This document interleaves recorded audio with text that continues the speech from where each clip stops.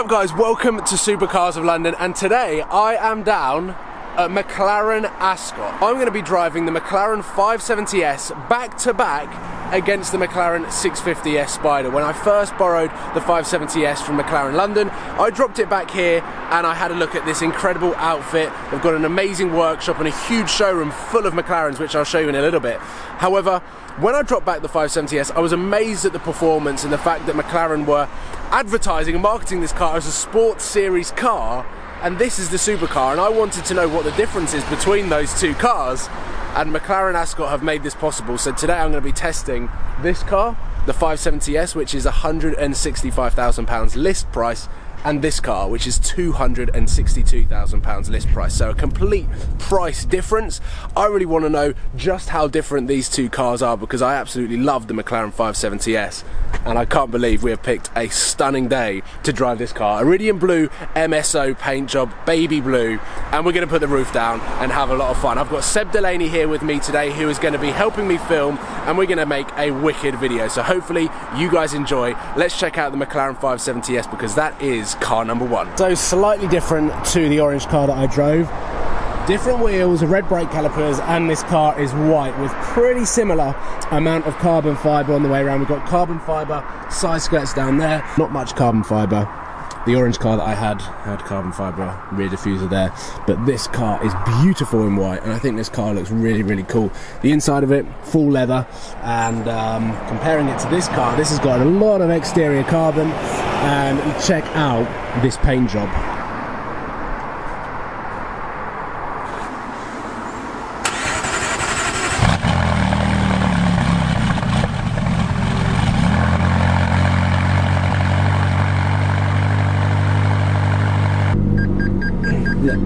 I feel so nervous.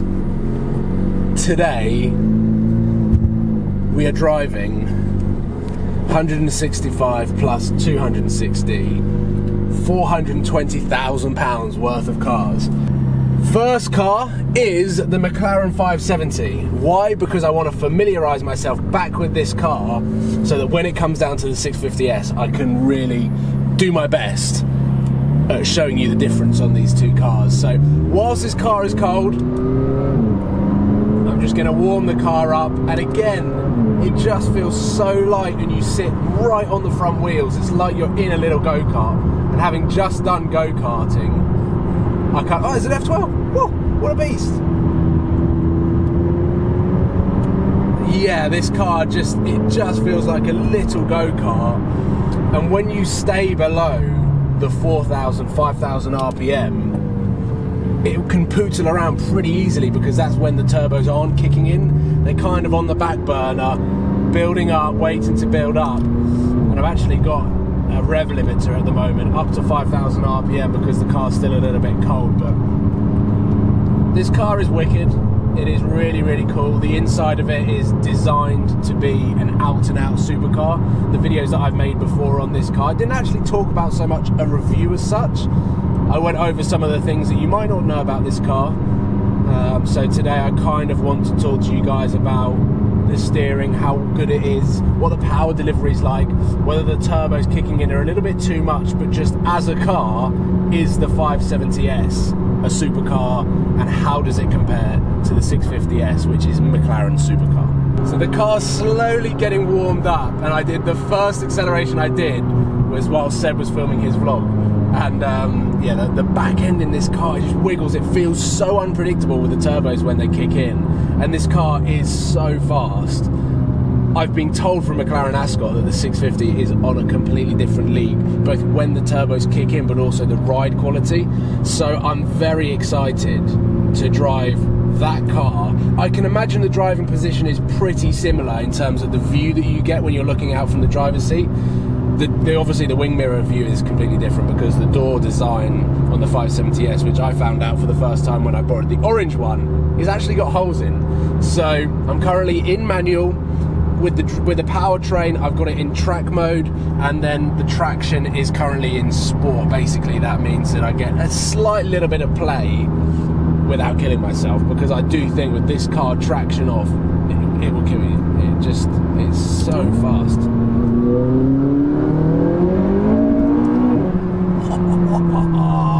It's just quick, isn't it? It's insane. This car is £165,000. The list price is £145,000. So there's 20 grand's worth of option on this particular example, and it is insane. It is utterly insane. The one thing that I would say probably about the interior is it's not my favourite, and obviously this is just my opinion, it's not my favourite place to sit in a car. It does feel like a hardcore supercar.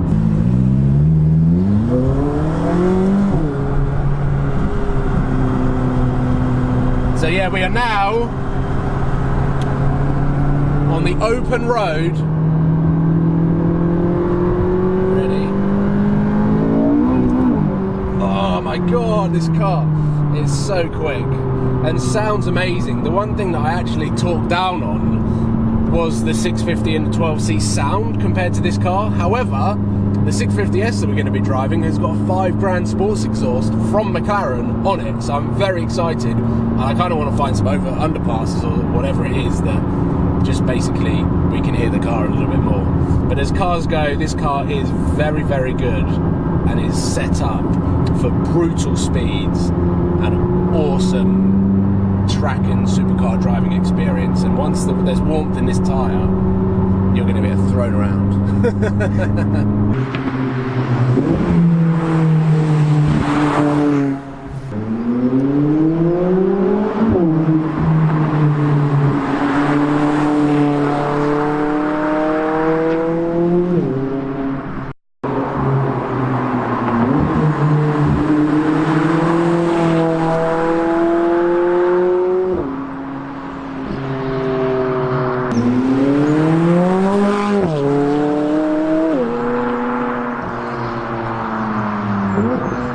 So we have found an awesome road, and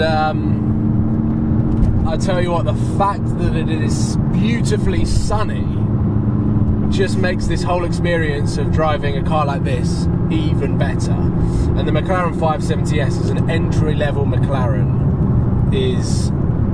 If this is the entry level to a manufacturer, then what is the next level, and what is the level after that? So the only way to find out is drive the McLaren 650S. And how this video is going live, I haven't driven the 650S at the moment. I wanted to drive this car to familiarise myself back with this car, and then jump into the 650S to really appreciate just what the 650S is. But obviously the way that I've uploaded the videos, you would have seen the first drive on the 650S first. So it is now time to head back to McLaren Ascot and jump in the 650S and test these cars back to back. I'm pinching myself. I'm test driving two of the coolest cars from McLaren back to back. Let's see if they've got one of their P1 keys so that we can then test the P1 after. This is insane. McLaren Ascot are absolute legends, and now it's time to head back to McLaren Ascot, put the roof down on the 650S and go for a drive. And the cool thing with the 650S Spider and the coupe is that exactly the same rigidity, because the monocoque on the carbon monocoque is it doesn't lose its rigidity, whereas in the Lamborghinis and stuff, when you cut the roof off, the car becomes a lot softer to drive. So the 650S Spider and the 650S Coupe, exactly the same performance, which is thumbs up to McLaren for that. We are back at McLaren Ascot, and now we're literally going to park up and jump into the 650, which is just sounds like a dream come true.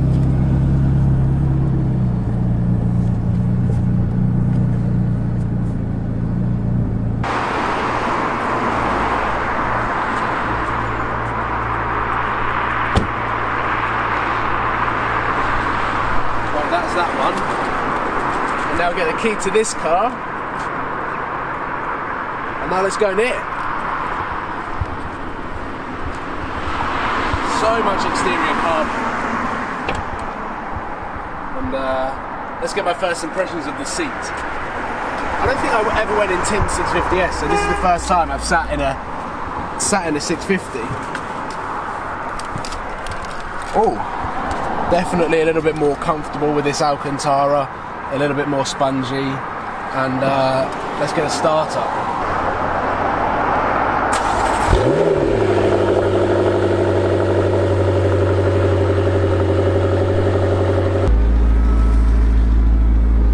This is why convertibles exist.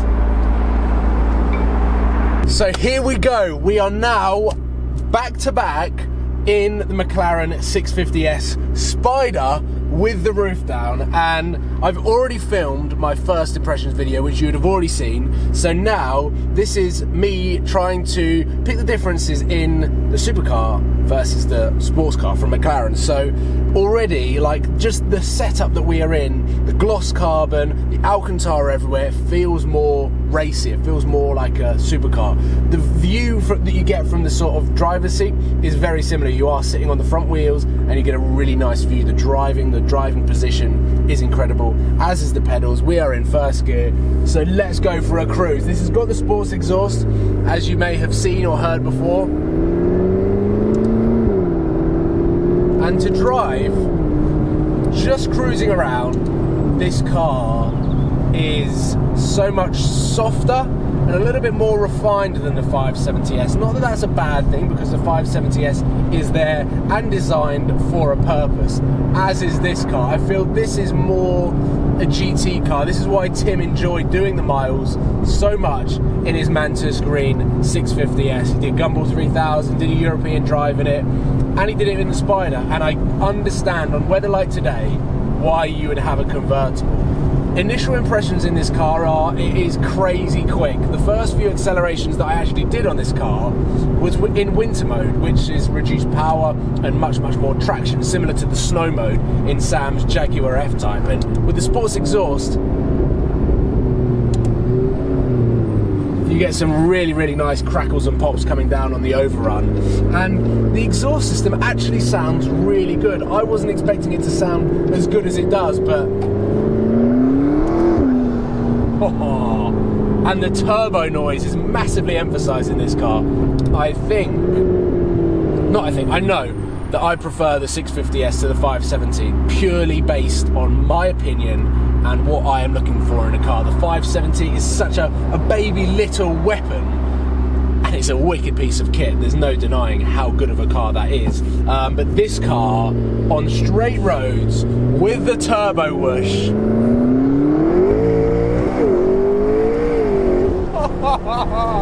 it just takes off. And with the roof down, it's incredible. It is absolutely incredible. The 570 has definitely got some advantages over the 650S. Slightly newer. I much prefer the paddles that you get in the 570. They're much bigger. I kind of prefer the satin carbon that you get around in the steering wheel and the interior of the 570S. And of course, the 570S is a lot cheaper than the 650S. You're expecting this car to be upper level, which it is. This is 100 grand more than the 570S. Of course it's going to be upper level, and it's utterly crazy. But then when you were cruising like this, the suspension is actually really quite good, and the ride quality is incredible. And the steering, everything to do with this car is just very good. And I can imagine we're going to get a little bit of an echo here next to...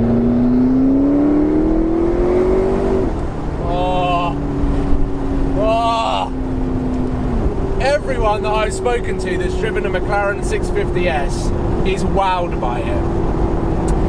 And because I'd never driven one, I could never get that sense of wow. However, now driven one, I do understand this car. Would I have this car over Ferrari 458? I reckon I probably would. I think I would. They're rarer on the road. I think they sound super cool with the turbos. In this specific spec as well, I would definitely have it over a 458. However, I would still have a LaFerrari over McLaren P1. that's just a different league, and it's a completely unrealistic comparison because I'll never own either of them. But as cars go, the warmer this car gets, the better it gets, and it's as simple as that. we're heading back to McLaren Ascot now. The day is sadly over, and I just have to say, one, huge thank you to McLaren Ascot for making this possible. But again, just being able to experience these cars is invaluable experience for me. Never really driving McLaren, never really understanding them. I had a perception on what they were like, but now having driven them, I understand them. I understand why people buy them, and I'm slowly developing an understanding for how cars work, what cars do this well, what cars do that well. And as McLaren 570s goes up against the 650s, two completely different cars in two completely different brackets, two completely different price brackets as well. So, of course, the 650s is a better car. And I think it's almost a better car that you could potentially daily as well. It's more comfortable.